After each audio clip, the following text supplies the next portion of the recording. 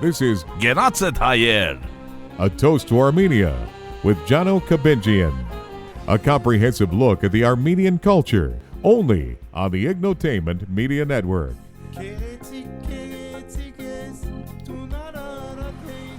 Genatzet Hayer, ինչպես եք, Parluis, May 22nd.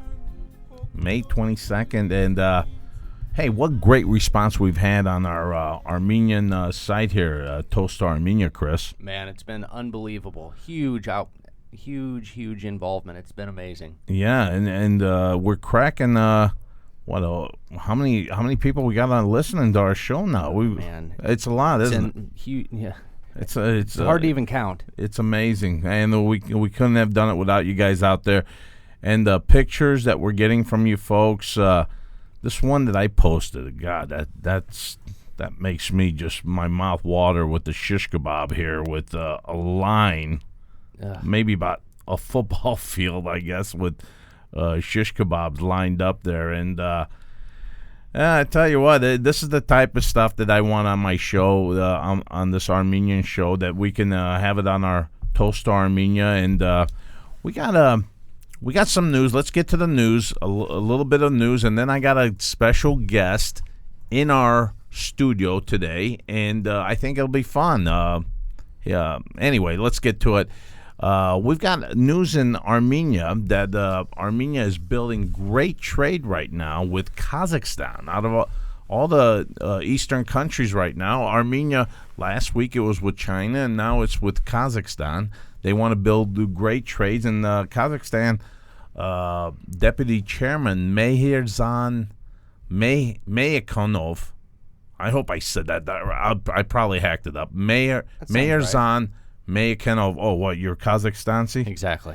And anyway, he's the Deputy Chairman of Kazakhstan, and he said that we haven't even touched good trade yet. You guys can't believe all the good trades we are going to be coming across with Armenia. So that's great news. Last week it was China. This week it's Kazakhstan. And on the fruit wise, growing apricots. 40 years ago, Armenia had great apricots, and they've come back again. This is the best harvest of apricots in Armenia. And wow. And you know what? I don't know why people are talking about global warming and stuff. It hasn't affected Armenian apricots there. Yeah. This is the best they've done in 40 years, and I think that contributes to a lot of hard work for the Armenians. And I'm telling you, Chris, this is one of the fruits that is their bread and butter. Yeah, the apricot. This is what Armenians grow really well. So this is great news here. And you know what? Let's get to our guest. This gentleman, he's a screenwriter. He's also at first, I got to tell you guys, I grew up with this gentleman. Me and him are real good buddies. We've been through a lot together. And Armand Kachigian, he's a foot doctor. And on the side, he was doing screenwriting. Well, you know what? That didn't satisfy him too much on the side stuff. And now he's really taken full liking to the screenwriting. I'm sorry. Yeah. And he's come out with a brilliant piece that he put together called "The Men of Granite." The book was published by Dan Manoyan. Dan Manoyan, and they came to Armand and they said, "Hey, we'd love for you to put this as a screenwriting material." Who was the producer? Producer is Valerie McCaffrey, and she's Armenian. She's from Fresno. She married a gentleman named McCaffrey. That's not her maiden name, of course. Casting director in Los Angeles. Right. Very, very established. She did American History X and Wow. Babe. American History X was huge. Great movie.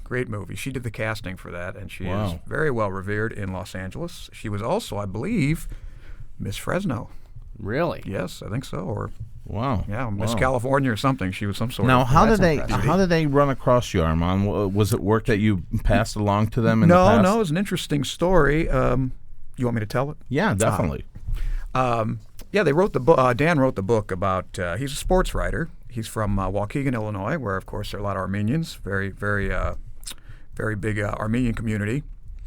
And he was driving from. I think he was in Arkansas or Tennessee or somewhere south on some sort of job for the newspaper. He's a journalist, sports journalist, and driving by Granite City, and I think he just happened to stop there. Maybe he had heard that there was an Armenian community here. So he just happened to stop for lunch or whatever, on the way to take a little break. Saw the high school, saw the sign in front about the 1940, Warrior basketball team that won state, and was interested. So he looked into it. Now, how many Armenians were on that team? Boy, there were, starting, I think there were at least 3, and there were several, Huggy Hagopian, Andy Hagopian, Sam Markarian, boy, I forget. I wrote the script a couple years ago, but we had at least but 4. Three or four Armenians were on this team. It wasn't a large team either, right? It was like 6 or 7 Yeah, tops. even back then there was a few starters and a couple of subs. That's all. And they came from the Armenian side of the neighborhood, and so Yeah, they forth. came from Lincoln Place, which of course we're familiar with, but the listeners wouldn't know that at that time, and still it's kind of at that time it was deemed the ethnic part of town. Right. There were Hungarians there, Mexicans. It was very ethnic, and what we would call, I wouldn't call it a ghetto, but what people look down upon it as right across the bad side of the tracks. Literally across the tracks. Yeah, the and bad side. Mhm. Well, in any case, it was a great side for the Armenians, Yeah. and they went on to win state that They year. won the state tournament, and they one of their ploys, or I wouldn't call it a ploy, but one of their techniques was they spoke Armenian. Even the guys that weren't Armenian knew. They understood because these guys were all like brothers. And very interesting, all their plays and everything, they spoke in Armenian, and they won in 1940. And a couple of them are still alive and doing well. That's beautiful. So when they asked you to jump on board on this, were you this was something that you normally don't run across. I mean, the stuff that you wrote before was a comedy and so Yeah, forth. you've read what I've written before. But actually, I wasn't the first. Dan had a friend in Pasadena. I guess Valerie somehow got access to the book, thought it would make a good movie. She wanted to do the movie. Dan and she had a friend who lives in Pasadena, screenwriter, and they gave it to him to adapt. And 3 years went by, and about 10 pages were finished, which even, for a writer is pretty slow.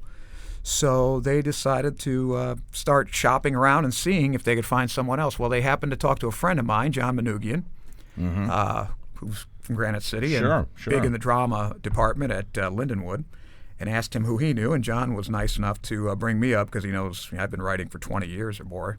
Right. And that's how we got together. And, I gave them a first draft. They liked it. And about 50 drafts later and about a year and a half later, we're ready to shoot the movie. Ready to shoot the movie. Mm-hmm.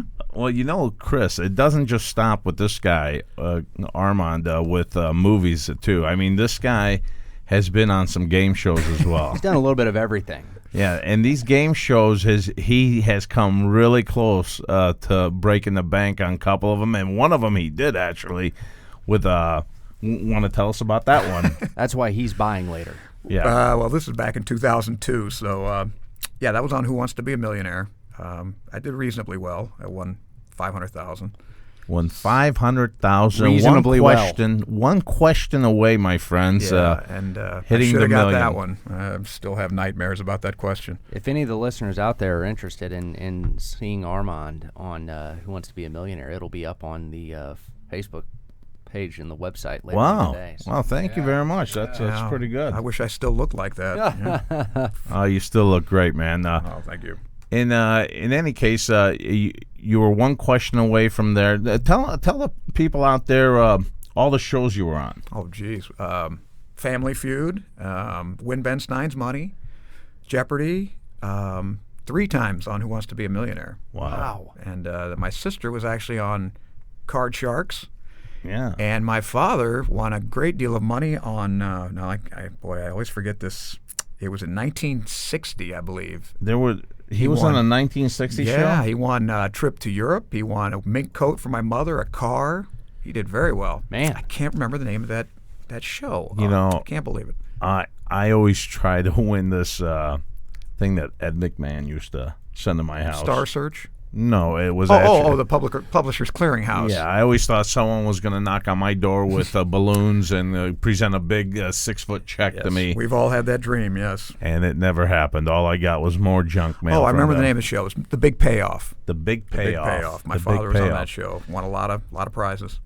So during the show, how many days did you go through this with the Want to Be a Millionaire to win that $500,000? Was it a couple of days that you were there in the studio? Yes, they filmed. Well, now this is back in 2002. I'm not sure. If, I would assume that the process is the same, but at that time they filmed 5 shows a day.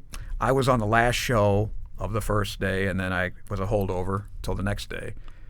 So the audience actually stays there for like 4 or 5 hours? Correct. It takes, about 5-6 hours, to film the whole thing. Of course, they have warm-up acts and people to keep them amused. Okay, I was wondering about that because how do you get people still enthusiastic about the show? It's hard. Well, I was lucky. Well, I don't know if I was lucky, but the lady before me actually won $1 million, so they were pretty hepped up already. By the time I sat down, the place was still hopping from that. And it's a legit crowd. I mean, they're really into it. Oh, sure, yeah. Okay, yeah, they're not paid or anything. No. Sit there and clap. I always wondered that. Yeah. And so, what's your next? You got this It's called Men of Granite or Men of Granite. Men of Granite. Correct. It's filming in July, and I don't know when the release will be. Maybe in the spring. Who's going to be the Armenians in this movie? Let's see. Well, I was afraid you'd ask that. Well, I know we have Patrick Schwarzenegger playing Andy Phillip. Andy Phillip was Hungarian. He is still the only U of I. He went on to U of I. The guy was a great player. He's still the only U of I basketball player to be in the Hall of Fame, NBA Hall of Fame. He played for the Celtics. He's a world champion. He was. Wow. His wife just died last year, I'm sorry to say, because we really wanted her to be there and see. She was so proud of him. To watch it, yeah. He's a great player. We have, oh boy. Well, you can look it up on the IMDb. Where Shirley MacLaine's going to play Sophia Prather, who's the female lead, who was kind of a mentor to these kids. Very interesting lady. She ran the clubhouse in Lincoln Place. Right. And these Armenian kids would play there when they were little kids. She had, kind of tutored them. She set up her own. She was an ex-teacher. She set up her own little classroom and taught ladies how to act like ladies and taught them a lot about morals. And that's hopefully what I can convey in the movie, kind of back to the old-fashioned way of, when you took responsibility for yourself, hard work, dedication, perseverance. And when you say hard work, it doesn't end with just the players playing basketball, Armenian kid. No. It's about the Armenian community working at a steel mill and how much of family values they have and so forth. Correct. Right? Yeah. I mean, you know how this is. I know, Mike, you're talking about apricots. I remember when I was a little kid, my grandfather loved apricots. That was his favorite fruit. And there would always be an apricot tree in we had one. all our backyards. My grandmother had one, and we had one next door. We used to throw them at each other, remember? Yeah. Was that your grandmother, Anush? Anush was my grandfather's sister. Okay. And when we moved to Granite City, that was the only connection we had with Granite City. She lived right next to my grandmother. Exactly. That was beautiful. In every Armenian house in their backyard, Chris, there was an apricot tree. Well, that's ironic. Here, that's amazing. So, in any case, I'm speaking of apricots, trying to segue into my next movie that I'm writing with Valerie. We're trying to get an HBO film done, and it's about a nurse who has a cure for cancer in the 30s. Really? Yeah. And then as you bring up apricots, remember Laetrile? I don't know, Chris, do you remember Laetrile? I don't think so. It's from apricot pits. Mm-hmm. And they actually were using it to fight cancer and having some pretty good results. Now, why they don't anymore, I don't know. Now, how far are you into this writing? I'm on the second rewrite. In fact, I have to finish it this weekend, or she's going to be very mad. Well, I'm glad to have you in our studio for this one. Now, going back to Armand's background again, you studied in UCLA? Yes, screenwriting. Mm-hmm. Screenwriting in UCLA. You've done plays and so forth. lead roles. And Chris, this is great. I got to tell you this. Armand does this play. He's King Richard. King Henry II from King The Lion and Winter. Yeah, King Henry. Well, Armand's looking at the whole scene here, and he gets serious with the scene. So this kid's not taking the scene serious at all. I'll be a little bad. I'm the King of England, and I'm this 50-year-old man. I've been in power for 24 years. I'm the first Plantagenet king, and I don't take any guff from people. Well, the French king, who was 17 years old, comes to my court, and that's kind of what the movie is about. Me and Eleanor of Aquitaine. If anyone's ever seen the movie, Peter O'Toole and Katharine Hepburn, they did almost as well as I did. They did a reasonable job. And anyway, the King of France comes to visit, and he gets a little sassy with me. And, during rehearsals, I was very staid and gave my lines. And I think I warned you that, if this kid gets sassy with me on the stage, which he will, I'm going to let him have it. And I smacked him right in the face. He smacked them really, really hard across the face. It was a pretty good slap, I would. Now, that's the video I'd like to have. Yeah, he was shocked. A lot of people would. He was flummoxed. He didn't know what to do. And I'll tell you something, it was his best acting he had done. And after the whole time. After that, the kid took everything seriously. Correct. He was great. I bet. He was great. I would too. Well, you should. That's how Armand has taken everything. I mean, Take a lot of acting lessons. He takes it seriously, and the screenwriting. Do it. Yeah, the screenwriting. So you got that one going for trying to get on HBO with that. I think that's who she's going for. Cable television. Mm-hmm. Is there anything other than that you're working on that your friends out there? I know there's there's been plenty of screenwriters that have come to you for assistance, trying to read your lines and so forth. Have they progressed to anything major coming out? My roommate, who I moved out with, Mike Gillio, very talented guy.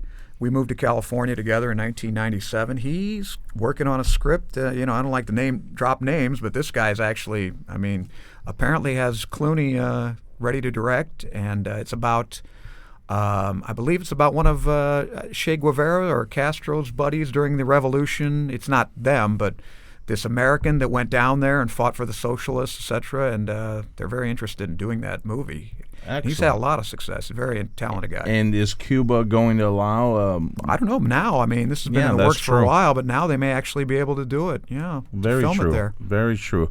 Is there anything the Armenian audience would probably like to know this too? Is there anything down the line that you would probably like to do in Armenia? If there's any, I know that you like to do a lot of stuff with like old mob movies. That's the type of stuff that you really get into. But is there anything that you've thought about maybe you can do in Armenia down the line? Well, I've been approached by a couple people about doing a movie about the genocide, but, I think it's been done before, and it's very hard to beat. I think Adam Egoyan did a good movie about it, and it's kind of tough to beat that one. I heard it was very good. I didn't see it, but I think it's been done, and it's been done well.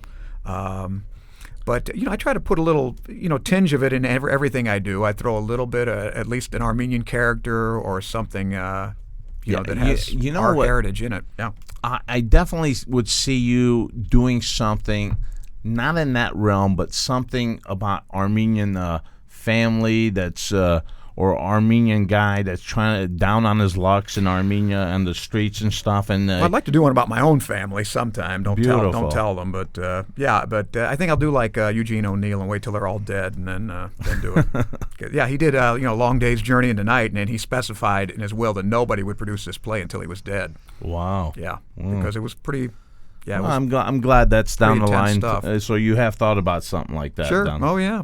It's kind of that movie you have to write. And Armand, for the first time, got to experience April 24th in a way that was amazing. That was amazing. I was in Glendale. We started in Hollywood at Little Armenia at Sunset and Western, which I think they call Genocide Square now. I believe they dedicated it. And you were part of that march. Oh boy, 6 or 7 miles. We walked down Sunset to Wilshire to. How did it feel? March. I mean, I'm in the Midwest here, and I can't tell you how much I would have loved to be a part of that. And how did it feel for you? Did you feel like this is all my brothers and sisters? You had to be there to imagine it. I mean, I looked in front of me. I guess I was somewhere in the middle of the march. I looked in front of me. You couldn't see. I mean, we're walking down a hill. So this is L.A., so it's a little hilly, and you couldn't see the front of the line. And I looked behind me, and you couldn't see the back of the line. Wow. I mean, it was, well, I think there were, 150,000 people? Wow. 150,000 is what? Flags. Everybody's wearing their shirts. Everybody was chanting. It was amazing. It was unbelievable. Once in a lifetime. It was. And they had overhead shots you couldn't believe. And did you feel the nationalism in you? Yeah, and of course. It's the 100th anniversary. You can't help but feel proud and for your people. Yeah, that had to have been just almost a surreal It's feeling. It's hard to, yeah. We come from Granite City, so if our church and everything, even though we were all devout, if we had 200 people together, it was a big get together. Right. I mean, right. We don't know what Glendale and California's like. Well, it's amazing. Yeah. Well, you know what?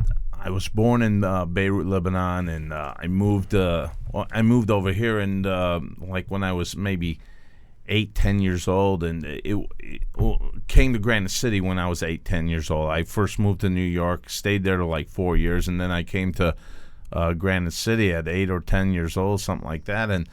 And yeah, you're right. I mean, you don't feel that. But when you're in the masses like that, it's just like a fabulous feeling that you belong now. This is the type of a world that I've been missing all along. And I mean, we've that's just never been beautiful exposed stuff. to that. No, I we remember haven't. the 75th anniversary. I was in Chicago, and even in Chicago, which is a huge city, I don't know if there were. I mean, it's just there aren't that many Armenians. So I think we were in the square right by Daly Center, and if there were 500 of us, that was a lot. Wow. I mean, there's nothing like this. It was just amazing. You're definitely right about that, and I just think that. Do you think? Well, I think, but let me ask you, from what you're seeing in the world politics right now, is Turkey going to give in one of these days and accept this? I can't imagine it. I don't know. I just don't think they will. I mean, they were still, even at this, they were we marched down to the consulate, and they were there, denying. In fact, just the other day, it was May 19th, and that's Greek Remembrance Day. They had their own, genocide in 1922, and they have their own. I believe the Kurds too, Albanians. I don't think they've owned up to any of this, so I just wouldn't hold my breath about that. Well, it's going to take a lot of work, and hopefully down the line someone steps forth and from Turkey, and you're seeing a lot of the dignitaries from Turkey though standing up and saying, you know what, we can't hide this anymore. This did definitely happen. And I don't know what the purpose of denying it is all about. Yeah. I mean, I don't have any grudges against the Turks. I mean, I didn't throw. I mean, it was actually very very subdued. Nobody was getting out of the line. I think 2 people got arrested out of 150,000. Right. I think they threw empty water bottles at these Turkish guys, which is Okay. But I also want to comment that in L.A. we walked by these storefronts. People were in these high-rise offices. They had "Long Live Armenia." It was a very inspiring. Everybody knew about it, and everybody was really supportive. It was really great. Beautiful. I took some pictures, people, and they weren't Armenians, having posters up and signs up and, giving us the thumbs up. And it was great. It was really great. So that being said, going back to Armand Kachigian, so you're going to be finishing out this the screenwriting for this Men of Granite's done, Yeah. And now you're working on this HBO script.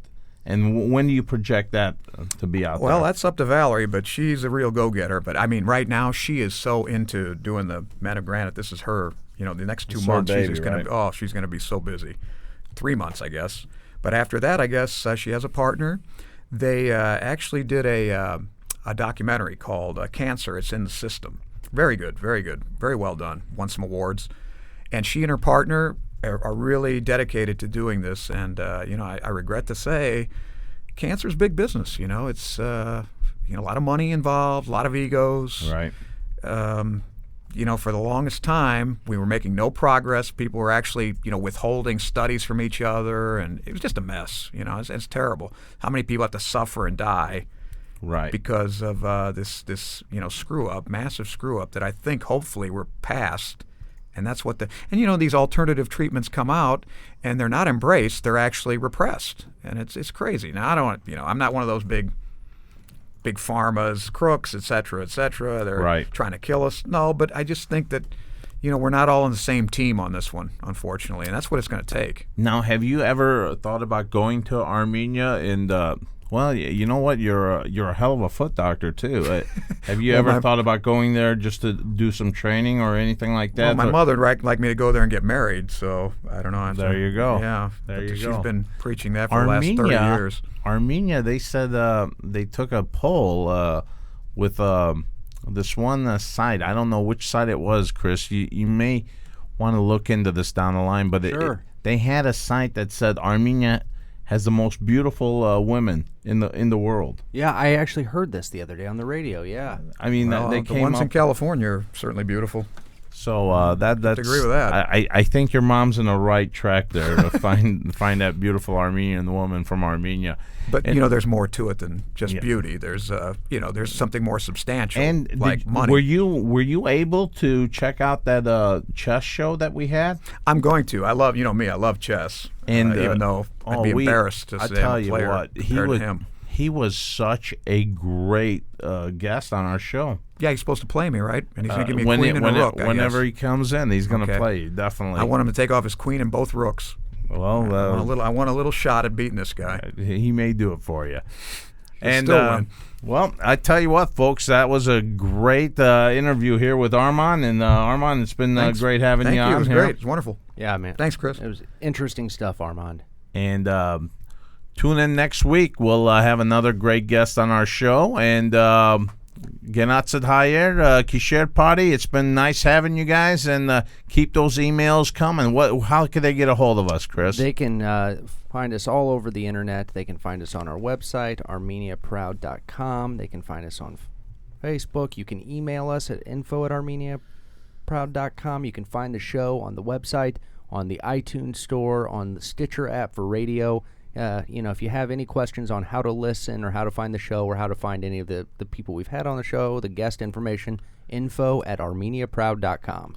And one more thing, guys. If you have a guest out there that you think would be great for our show, please email us with that one as well. And you know what? We'd love to interview you folks on that, or interview who you got for that. Well, and also to add to that, we are now starting to look for some sponsors for the show. We'd be interested in hearing from any, Armenian-owned businesses or organizations that, we have a huge audience, and we just want to be able to help, individuals and businesses in the community be able to, to get their word out there.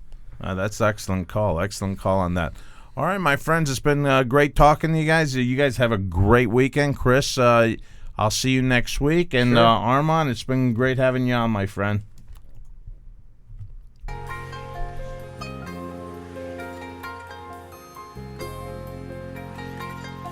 Tune in next week for another episode of Genatset Hayer, A Toast to Armenia with Armand Kachigian. You can find the show online at www.armeniaproud.com or download and subscribe on iTunes or Stitcher for Android. This is the Ignotainment Media Network.